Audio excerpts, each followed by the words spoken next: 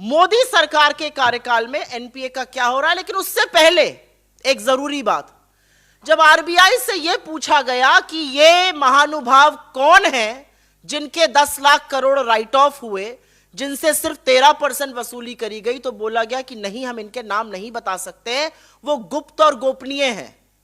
ये गुप्त और गोपनीय क्यों है? ये जो पैसा था ये हमारा और आपका पैसा था, क्योंकि बैंक को रिकैपिटलाइज गवर्नमेंट ऑफ इंडिया करती है। गवर्नमेंट ऑफ इंडिया के पास पैसा आता है टैक्स से, और सिर्फ इनकम टैक्स से नहीं, जीएसटी से, जो आटे पर भी आप दे रहे हैं, आता है जो एक्साइज ऑफ पेट्रोल पर दे रहे हैं, जो जबरदस्त टैक्स वसूली पेट्रोल डीजल पर हो रही है, जो हम और आप, इस देश का सबसे गरीब आदमी, एक रिक्शा चलाने वाला, वो भी देता है। तो हर व्यक्ति का पैसा लग के बैंक रिकैपिटलाइज होता है। जब वो लोन माफी हो जाती है तो यह बोला जाता है आपको हम नाम नहीं बता सकते, ये गुप्त और गोपनीय है। लेकिन अगर आप एक भी ईएमआई पर डिफॉल्ट कर जाइए तो आपका नाम अखबार में छप जाएगा कि फलाने व्यक्ति ने डिफॉल्ट किया, इनको अब कहीं से लोन नहीं मिलना चाहिए। मोदी सरकार के कार्यकाल का कच्चा चिट्ठा थोड़ा खुलना जरूरी है। मोदी सरकार के कार्यकाल में एनपीए जो है वो 365% बढ़ा है। 365% एनपीए की उछाल हुई है।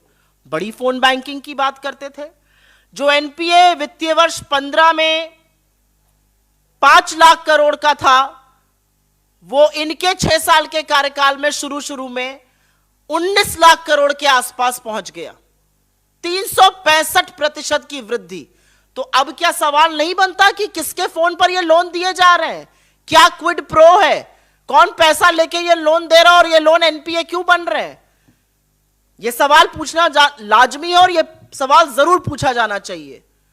विलफुल डिफॉल्टर्स जो पैसा दे सकते हैं लेकिन स्वेच्छा से कहते हैं भाई हम पैसा नहीं देंगे, आपको और हमें ये रियायत नहीं है, किसान को ये राहत नहीं है कि वो कह दे मेरी फसल फेल हो गई भाई मैं पैसा नहीं दे पाऊंगा।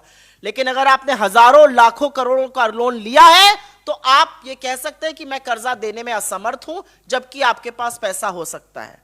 विलफुल डिफॉल्ट 23,000 करोड़ का होता था 2012 में, 23,000 करोड़ का।